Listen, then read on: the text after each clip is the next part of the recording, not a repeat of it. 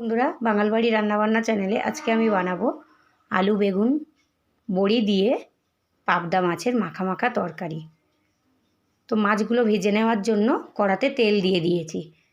তেল গরম হয়ে গেছে, এবারে আমি মাছগুলো ভেজে নেব।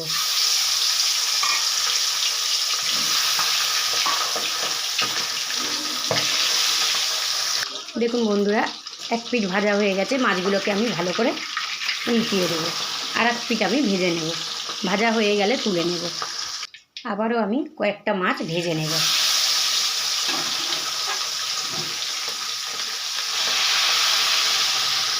মাছ ভাজা হয়ে গেছে, ওই তেলের মধ্যে বেগুনগুলো ভেজে নেব। বেগুনটা ভাজা হয়ে গেলে তুলে নেব। বেগুনগুলো ভাজা হয়ে গেছে, ওই তেলের মধ্যে আলুগুলো ভেজে নেব।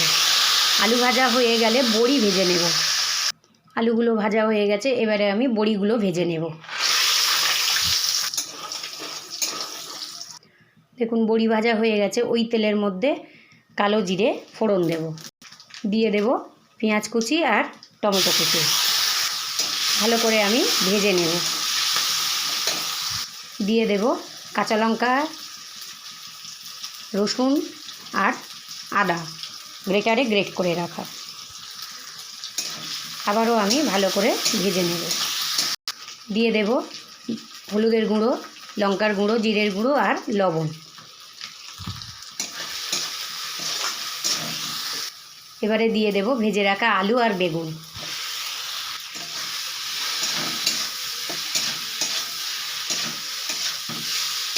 এবারে দিয়ে দেব জল। দিয়ে দেব জল। তরকারিটা ফুটে গেলে ভেজে রাখা মাছগুলো দিয়ে দেব। দিয়ে দেব ভেজে রাখা বড়ি। দিয়ে দেব ভেজে রাখা পাবদা মাছ। মাছগুলো দিয়ে একটুখানি ফুটে উঠলেই নামিয়ে নেব। দেখুন বন্ধুরা, রেডি হয়ে গেছে। এবারে আমি নামিয়ে নেব। তো দেখুন বন্ধুরা, এইভাবে বানিয়ে নিলাম আলু বেগুন বড়ি দিয়ে পাবদা মাছের মাখা মাখা ঝোল। তো আপনাদের যদি ভালো লাগে, আপনারা এইভাবে বাড়িতে বানিয়ে খেয়ে দেখুন। আর তার সঙ্গে সঙ্গে একটা করে লাইক কমেন্ট শেয়ার সাবস্ক্রাইব করে দেবেন। আর ভিডিওটা প্রথম থেকে শেষ পর্যন্ত দেখুন কিভাবে বানালাম বেগুন আলু বড়ি দিয়ে পাবদা মাছের মাখা মাখা তরকারি। শুভ দুপুর।